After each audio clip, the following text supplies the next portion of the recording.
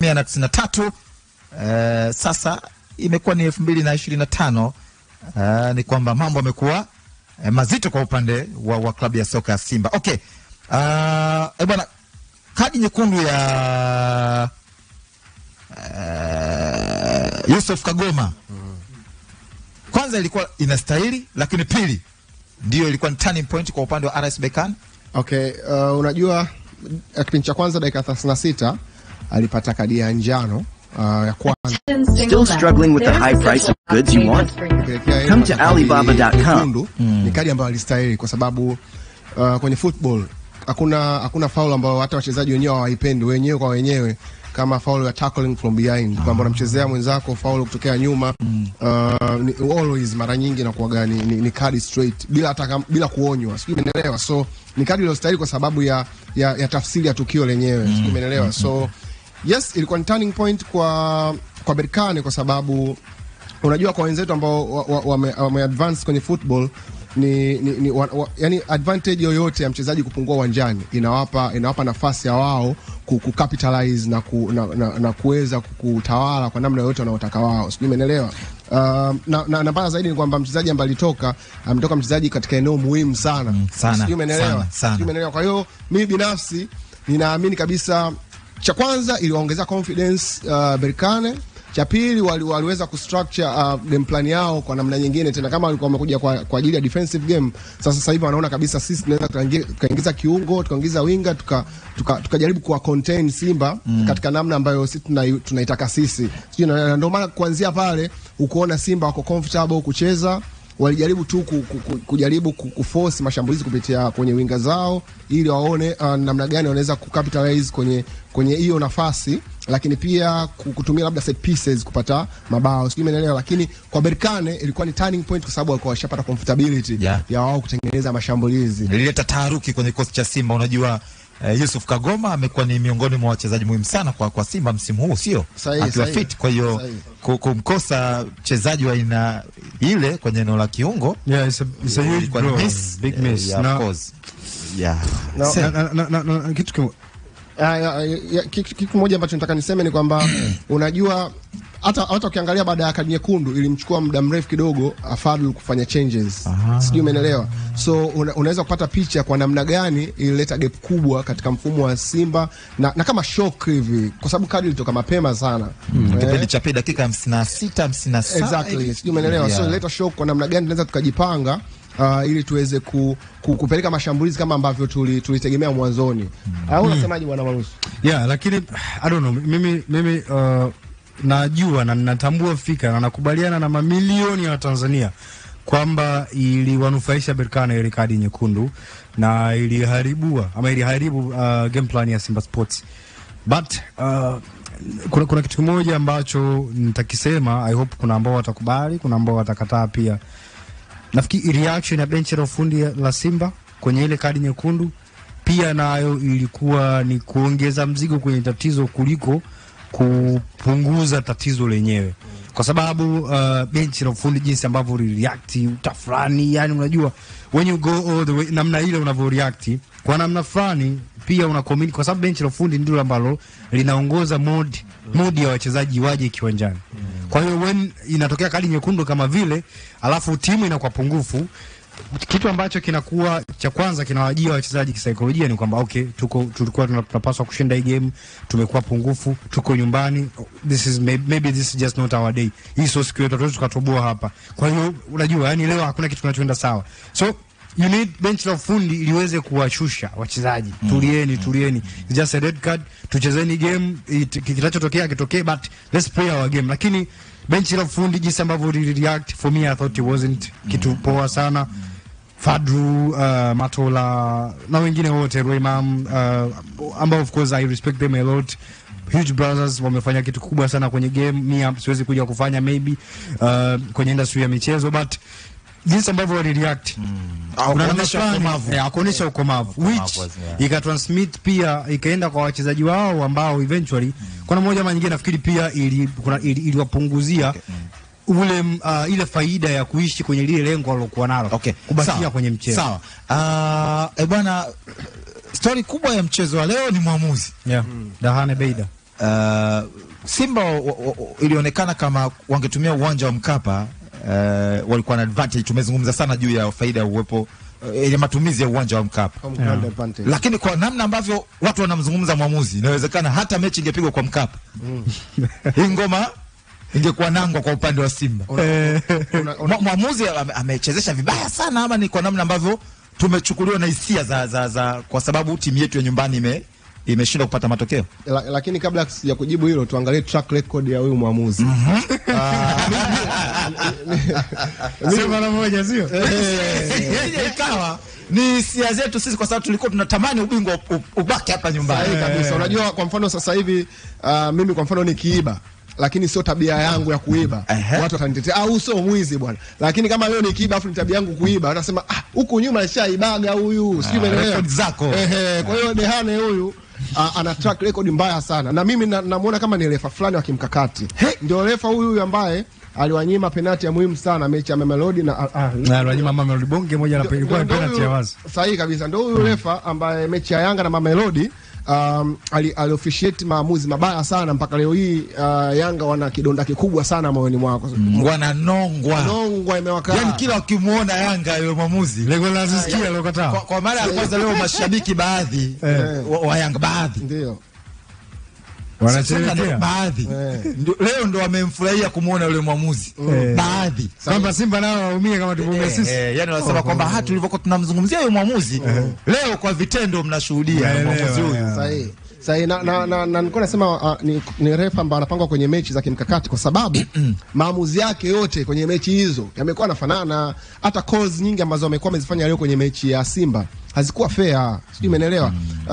Kwa hiyo Bwana Marusu, unaweza kushuhudia kwamba huyu ni refa ambaye why always CAF wanamwapoint kwenye mechi ambazo ni za finali. Mechi ya Yanga ya finali na USM Alger ndio alikuwa refa, si ndio? Alikuwa refa yeye. Mechi ya kwanza au ya pili? Mechi ya pili nadhani, ambayo Yanga alishinda. Ambayo Yanga alishinda bao moja, si ndio? Alikuwa yeye refa, sijui umeelewa. Kwa hiyo amekuwa baada ya kuwepo kwenye finali. So nini yani ambacho mimi natamani kufahamu kama ni mwamuzi ambaye ni mieyusho, kwa nini mwamuzi mechi nyingi anapewa? Mimi na theory. I hope theory yangu itakuwa sahihi. Kama haiko sahihi, mtanisamehe kwa ninachokisema. Nina hisia fulani, maybe, just maybe, kuna vitu vinafanyika ambavyo ni zile sasa conspiracy theory, kwamba mikakati ya njama ama mikakati ambayo ni ya kificho, ambayo wakati mwingine inatumika kuamua michezo ya bara la Afrika. I hope siko sahihi, I hope.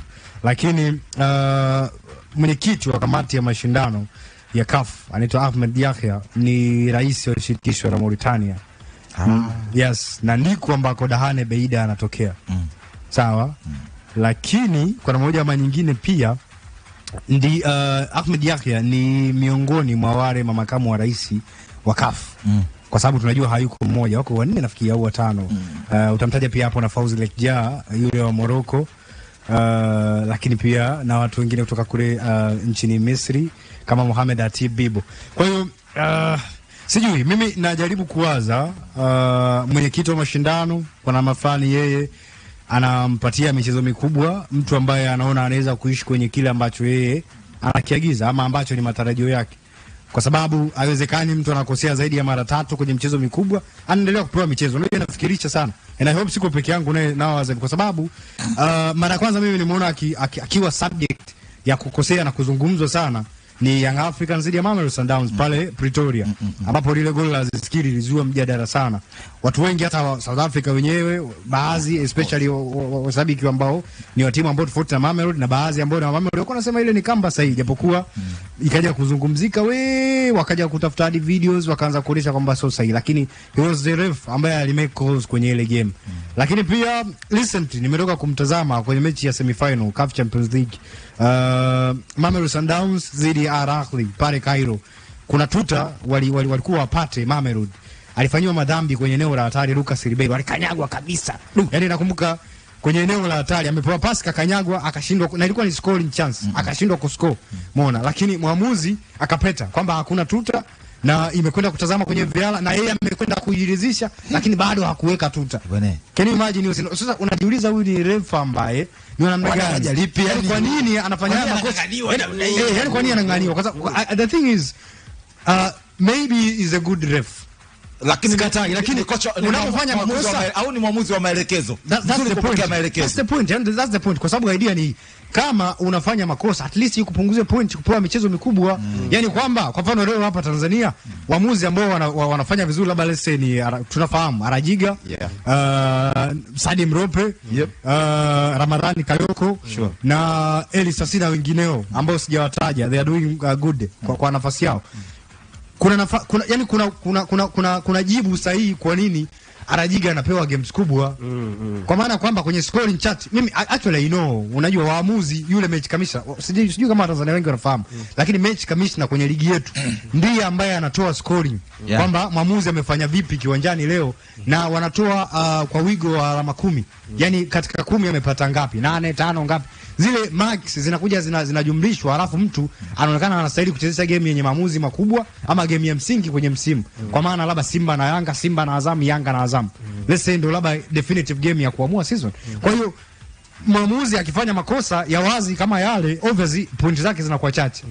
Sasa kwa nini tena aje kupewa let's say finali ama apewe mechi za kimsingi kuamua vitu vya muhimu kama hivi? Kwa hiyo for me najaribu kuwaza, ndio maana nikasema is a conspiracy theory kwamba maybe wanajua wanachokifanya CAF kumpa huyu mwamuzi michezo, kwa sababu hata leo hii sitaki kumhukumu kwenye kadi ya Kagoma. I believe ilikuwa ni right call, japokuwa kwenye eneo la busara ndiko ambapo tunapishana. Yeye kadi ya njano before kadi ya njano ya pili alikuwa tayari Ngoma ana kadi Kagoma ana kadi ya njano ya kwanza, which means kadi yake ya njano ya pili ilikuwa inaenda kwa kadi nyekundu. Kwa jinsi ambavyo imetokea lile tukio, you could see slightly maybe Kagoma aligusa mpira, lakini the follow through jinsi ambavyo alimham mchezaji wa Berkane, jinsi ambavyo ingewezekana kuwa dangerous play, kamuondoa mchezaji mchezoni, akaenda understand kwa nini alitoa kadi ya njano ya pili. Akaenda understand kwenye eneo la busara. Sasa huko ni mmoja hiyo kila mtu angeza mwingine angesema mimi naweza nikatoa, kama nimemsikiza Ben Kinyai hapa sema mimi nisingetoa kwa sababu, lakini hakatai kama ni foul. Sawa, so kwenye hilo mimi nadhani tulifunika. Kwenye hilo tulifunika. Mimi nadhani kwenye matukio ambayo kwa mtazamo wangu pia kuna fouls ambazo tunaweza kusema zilikuwa ni 50-50. General officiating. Nadhani kuna nyakati unaona kabisa kwamba ni mwamuzi ambaye alikuwa yuko bias, yani alikuwa bias na alikuwa pia ana haraka sana. Kwa mfano kwenye matukio ambayo ametoa kadi nyekundu leo, jaribu kutazama namna ambavyo walikuwa wanafanya communication na wachezaji ama na mabenchi ya ufundi. Yani akija anakuonesha kadi, yani ni kama yani anatangulia, yani anakuja na kadi, unapaswa kwenda kukamu environment. Ndio maana kina Colina wanatambulika kama mpaka leo hii kama marefari bora kutokea ulimwenguni muda wote. Sawa, kina Mike Dean, kwa sababu unakwenda Kafadu, I know timu yako iko katika mazingira ambayo ni mabaya this time around kwa jinsi ambavyo mchezo unaendelea. Najua uko frustrated, najua una hasira. I cannot control this, but calm down. Huu ni mchezo wa mpira wa miguu. I'm doing my work. Najitahidi kufanya kwa nafasi ambayo ni bora. I'm a human, nakosea, but nataka tuishi kwenye nafasi ya kwa wewe uamini kwamba mimi am a referee, wewe coach, kila mtu atimiza jukumu lake. Nikikwambia usifanye kitu, najua unakosea, na wewe unafahamu unakosea, and I know unajua unakosea. Calm down. Tuliza benchi lako la ufundi. Sio mara imefanyika jambo fulani, Matola kaamka, Rwemam kaamka, nani? No, don't do that. Sio assistant wako ameamka, usifanye hivyo. Hakikisha unawakamu watu hapa, kwa sababu wewe ndio kiongozi mkuu wa benchi la ufundi. Sasa badala ya kutoa maonyo, kila kienda anatoa kadi. Kila kienda mara kadi ya njano, mara sijui kadi nyekundu. Unajua ameifanya game ikawa na tension, ikawa na frustration, ikawa na unajua, yani ikakosa utulivu. Ladha ya finali tulikuwa tunahofia wakati mechi inatarajiwa kuchezwa kwa Mkapa, hofu ilikuwa ni pitch. Lakini leo hii hofu imekuwa mwamuzi. Mwamuzi ndio karibu mchezo. Hadi kuna mtu mmoja akasema hii bwana, inawezekana Simba wamefanya kila kinachowezekana. Wamemsahau mwamuzi peke yake. Yani kwa ufupi ni kwamba huyu tulikuwa na refa dictator basi. Huyu refa dictator tu. Na unataka kuamini hilo? Angalia, yani tukatoa wachezaji wanaweza kumuogopa. Kuna mipira ambayo unaona ni advantage kwa Simba. Yes, foul imechezeka, Simba amechezewa foul. Lakini wako kwenye bado mpira wanao. Sijui unaelewa. Wanaenda kushambulia. Sasa wewe unapulizaje filimbi? Advantage maana yake wewe refa kabisa, professional referee. Unajua kama kuna advantage. Kwa hiyo wanafanya makusudi. Kwa kifupi finali hii ya pili ukiachana na masuala ya kiufundi, mwamuzi ndio man of the game. Baada ya Mutari. Sio namjua na mimi najua refa. Okay. Simba na Yanga zimetupa fainali 2 za kombe la shirikisho. Ipi ilikuwa ni bora zaidi? Wow. Okay. Is a very good question. Yes. Very good question. Yes. Tena ndani ya nyakati fupi, sio hiyo 90 na ngapi, tunazungumzia recently. Mimi binafsi yangu nilifurahi, labda naomba uniruhusu kufanya pick. Nilifurahi kuitazama game ya Yanga dhidi ya USM Alger kule away. I thought Yanga walicheza mpira mkubwa sana na kuibuka na ushindi actually. Na kama ingekuwa bahati maybe wange deserve kushinda kikombe.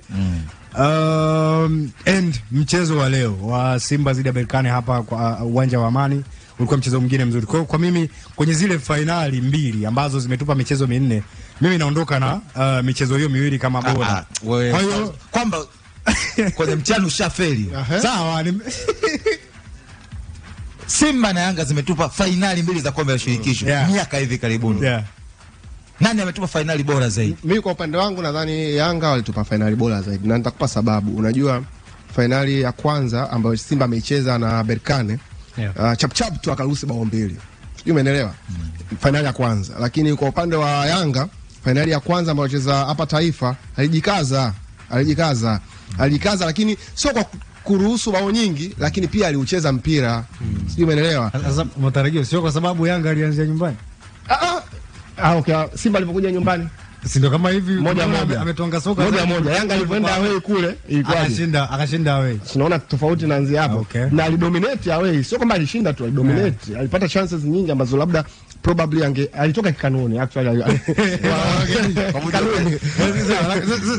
Waarabu walichukua ubingwa kikanuni, sio umeelewa? Lakini hii tai ya Simba na Berkane sio kikanuni bro. Mtu amepiga kwa aggregate safi 3-1. Mimi nakuelewa matarajio but kama ninafanya one pick. Kaka, nimeuliza kwamba finali ni 2. Naomba nikujibu basi. Zimechezwa mechi ipi ama finali zipi, ipi ilikuwa ni bora? Sawa, RS Berkane Simba. For me RS Berkane Simba. Kwa nini USM Alger wakati wanakutana na Young Africans hawakuwa timu bora to be honest for me. Nafikiri hata kwenye msimu wao wa nyumbani walikuwa, sikumbuki kama hata kwenye top 4 walikuwepo. Sikumbuki. Kama kuna mtu anakumbuka vema atanisaisha. But they had players ambao wanaweza kuwin matches. Nakumbuka mtu kama Ayman Makios, nyota kimataifa wa Algeria ambaye is one of the best scorers kwenye bara la Afrika, lakini hawakuwa na timu bora kiasi hicho. But tunazungumzia Berkane leo hii. Berkane ambayo imechukua ubingwa wa Morocco 6 games before, lakini pia unajaribu kutazama kwenye kile kikosi na kiujumla wake, wachezaji ambao wanapatikana na ubora wao na jinsi ambavyo wanacheza football, alafu unakuwa kwenye benchi la ufundi kwa Muin Shaban, coach ambaye ana CAF Champions League 2, unaona kabisa kwamba Berkane walikuwa ni better opposition kwa Simba, ama ni opposition mgumu kwa Simba kuweza kumshinda. Unakuja kwa upande wa Simba, project ambayo unaweza kusema ime overachieve. Aina wachezaji ambao wanao football ambao Fadlu Davids ameifundisha, actually hakuna doubt kwamba kwa maoni yangu sasa, for me he's the best coach tulionaye kwenye ligi kuu sasa ya Tanzania. Kwa hiyo for me Berkane zidi ya Simba ni final bora zaidi. Bora zaidi. Okay. Na wewe unatusikiliza hivi sasa, kati ya finali ya Yanga na USM Alger ya RS Berkane dhidi ya klabu ya soka ya Simba, ipi imekuwa ni finali bora zaidi? Na ikumbukwe ni finali ambazo hazijapishana sana. 22-23 na 24-25. Okay.